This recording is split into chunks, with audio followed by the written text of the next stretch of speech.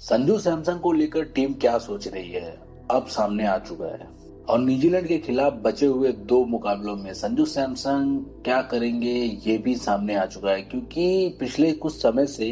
ये बातें और ये सवाल बहुत ज्यादा उठ रही थी कि क्या सैमसन अगले 2 टी20 मैच में न्यूजीलैंड के लिए, जो कि टीम इंडिया के लिए ओपनिंग करेंगे।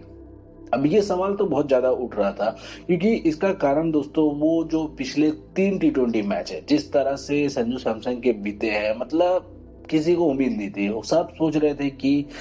जब इतने दिनों के बाद में टीम में वापसी हुई है और ऐसे वक्त में जो कि सामने वर्ल्ड कप है, तो ऐसे में संजू सैमसन से हर किसी को बहुत ज्यादा उम्मीद थी। और लेकिन उन्होंने अपने यूं कहे कि इस मौके को कहीं ना कहीं वेस्ट किया है। मतलब हालांकि ये किसी खिलाड़ी के लिए आसान नहीं होता है और कोई ये जानबूझकर भी नहीं करेगा, क्योंकि खराब फॉर्म कभी भी किसी का भी कहीं भी आ सकता है। तो ऐसे में पूरी तरह से संजू सैमसन को भी दोष देना गलत नहीं होगा। मतलब ये तो ठीक नहीं है कि अभी वो नहीं चल रहे हैं, तो कहीं ना कहीं उनका इस पर कोई जोर चल रहा है। मतलब वर्ल्ड कप से पहले हर किसी को उम्मीद थी कि शायद संजू सैमसन ओपनर के तौर पे बेस्ट चॉइस होंगे, लेकिन जैसे जैसे समय बीता और जैसे जैसे टी20 सीरीज के पिछले 3 मुकाबले गुजरे, उसके बाद में कहीं ना कहीं ये सवाल उठने लगे कि क्या ओपनर के तौर पे संजू सैमसन ही रहेंगे,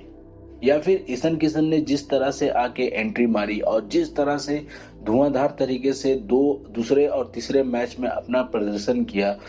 ये संजू सैमसन के लिए खतरे की घंटी है। क्योंकि एज अ विकेट कीपर भी देखे तो ईशान किशन, जो कि टीम इंडिया के लिए सेकंड विकेट कीपर के तौर पे थे, तो कहीं ना कहीं अब उनको विकेट कीपर की भी टेंशन नहीं है टीम को। तो ऐसे में अब वो फॉर्म भी बरकरार कर रहे हैं अच्छे से, और ओपनर के तौर पे भी देखा जाए तो ईशान किशन खेल सकते हैं। तो ऐसे में उनकी पोजीशन को लेकर अब जो टीम का रवैया है वो कहीं ना कहीं थोड़ा साफ होता दिख रहा है। और ऐसे में जो कहा जा रहा है कि न्यूजीलैंड के खिलाफ बचे हुए बाकी 2 मुकाबलों में संभावना बहुत हद तक ये है कि संजू सैमसन ही ओपन करेंगे, क्योंकि अभी टीम बहुत जल्दबाजी में नहीं है और सिर्फ 2-3 मैचों में किसी भी प्लेयर के परफॉर्मेंस को लेकर जज करने के मूड में नहीं है। और ये बात कंफर्म होती है टीम के बॉलिंग कोच मोनी मॉर्कल के द्वारा, क्योंकि जब उन्होंने इंटरव्यू में कहीं ना कहीं कहा कि संजू अपने फॉर्म में आने से बस और सिर्फ एक पारी ही दूर है। और ऐसे में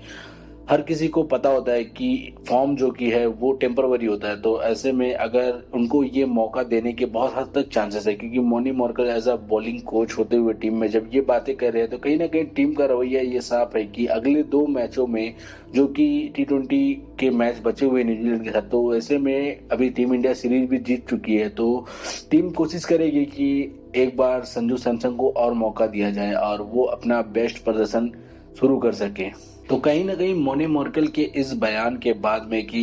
बैट्समैन अपने एक पारी से ही दूर है कि वो फॉर्म में आ सकता है, तो ऐसे में चांसेस मिलने की हद बहुत ज्यादा बढ़ चुकी है। तो ये सवाल जो कि बहुत दिन से उठ रहे थे कि क्या संजू सैमसन को ड्रॉप करके ईशान किशन ओपन करेंगे, तो फिलहाल लग तो नहीं रहा है कि अब न्यूजीलैंड की सीरीज में ऐसा होगा। और वर्ल्ड कप में अगर फिर भी संजू अपने परफॉर्मेंस में वापस नहीं आ पाते हैं, अपने फॉर्म में फिर से वो लय नहीं दिखा पाते, तो शायद वर्ल्ड कप में ये थोड़ा बहुत चेंजेस दिख सकता है, लेकिन न्यूजीलैंड के खिलाफ तो ये नहीं दिखेगा। तो दोस्तों, वैसे आप इस पर क्या कहेंगे कि क्या संजू सैमसन को और एक मौका मिलना चाहिए? कमेंट में जरूर बताइएगा।